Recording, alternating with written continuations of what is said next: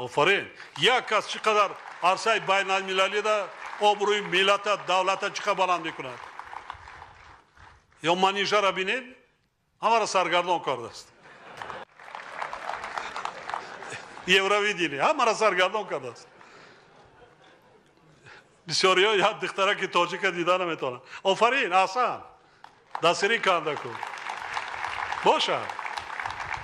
احسن برای اون که در تمام حالات از تاجیکیت خودش دست نمیگیره. من تاجیکم، در تاجیکستان تولد شدم، در تاجیکستان تربیت یافتم، های امروز شهروندی روسیه هستم. چی؟ حقیقت چه گفته است؟ آفرین. یک نفر میتواند وای کند، لیکن یک سخن ناجا دولت را یک خانه را میتواند با آتش سوزاند. با معلومات مردمی تاجیکستان و مخصوصا ساکنان شهر اسوارا و دهات واروخ میرسانم که حکومت تاجیکستان هنوز از سال 2002 گفت و شنیدها را با جانب قرقیزستان آغاز کرده. تا امروز بیش از 100 ملاقات در بین هیئت‌های کمیسیای بین حکومتی آید به دلیمیتاسیا و دیمارکاسیای سرحد دولتی صورت گرفته است. علاوه بر این ماه اکتبر سال 2019 در مذاکرات سطح عالی ما با پرزیدنت آن وقته جمهوری قرقیزستان به موافقه رسیده بودیم که فعالیت کمیسیای بین حکومتی آید به دلیمیتاسیا و دیمارکاسیای سرحد دولتی در سطح معاونان سروزیرها تقویت بخشیده شد. در نتیجه 19 سال فعالیت کمیسیا 519 کیلومتر سرحد معین و موافقه کرده شده لایحه عهدنامه درباره سرحد دولتی برای امضا آماده شده بود.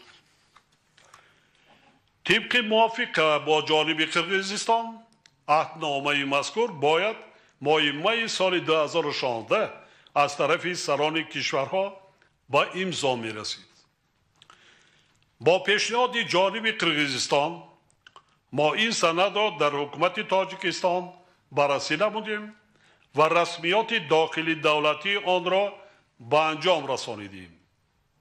اما با سبب‌های از جانب تاجیکستان وابسته نبوده امضای این عهدنامه دایر به قطعه موافقه شده سرحد تا هنوز صورت نگرفته است.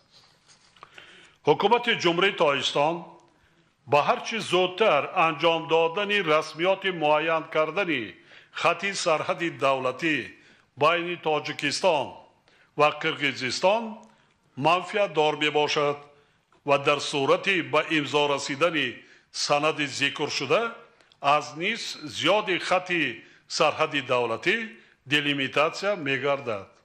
یک نقطه مهم دیگر را نیز تاکید می سازم که در تمام مدت گفت و شنیدها یعنی طی 19 سال مسئله عوض کردن واروخ با یگان حدود دیگر وجود نداشت و وجود داشته هم نمیتواند.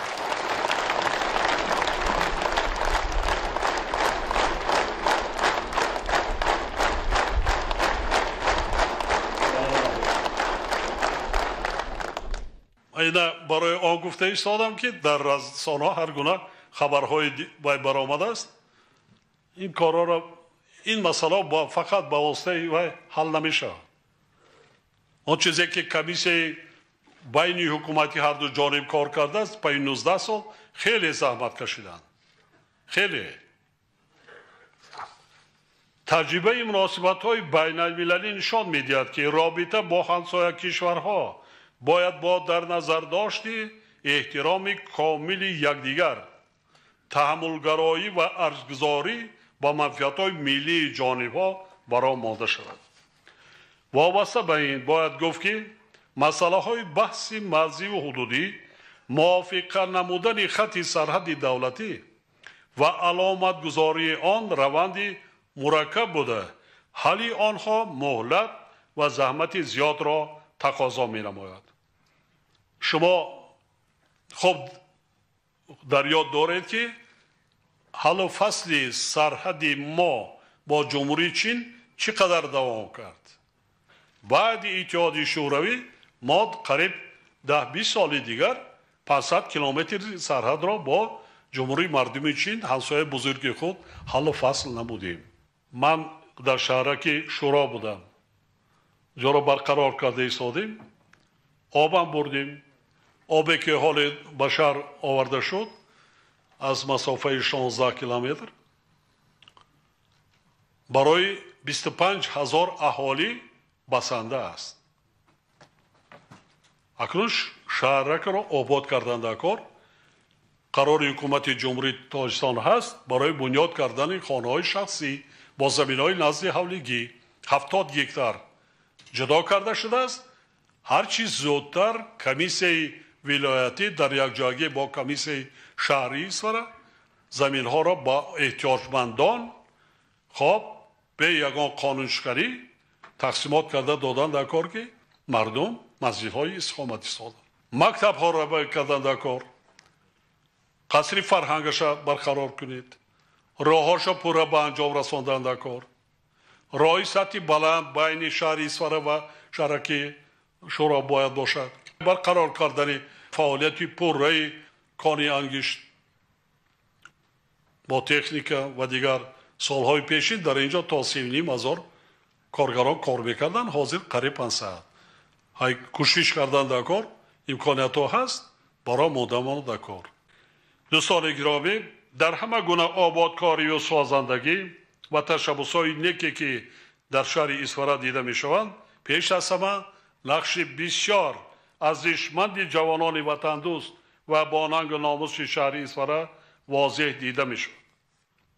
ما امروز دلپرانه اظهار می نماییم که جوانان شهر ایسفره هم در سمت سازندگی و هم در حمایه صلح و ثبات، وحدت ملی، تامین نمودن امنیت دولت و جامعه و ولایت قانون در صف جوانان فعال مملکتمان قرار دارند. یک کامپلکس بسیار هم زیبا هم زمانوی ورزشی برای نورسان و جوانان، حتی برای بانوان، برای جوان دختران ساخته از حساب صاحبکار وطنی که در فدراسیون سیاسی کار و فعالیت میکنند. من حضور دارد همراهی پدرشان ساخته. در بسیار شهر رهنمایی‌های بزرگ مملکت چنین کامپلکس ها وجود ندارد. بسیار برای مخصوصا همین شب و روز برای نورسان و جوانان برای تربیت، برای مشق و وی کردن بسیار هم برای کودکان. همه طرفه یک جان تشکر به شما، با پدر و مادر شما رحمت حسن یا صاحبکاران دهات وارخ. سال گذشته زیاده هست 7 کیلومتر راههای داخلی دیها را اسفالت پوش کردن. یک جان تشکر میگیم.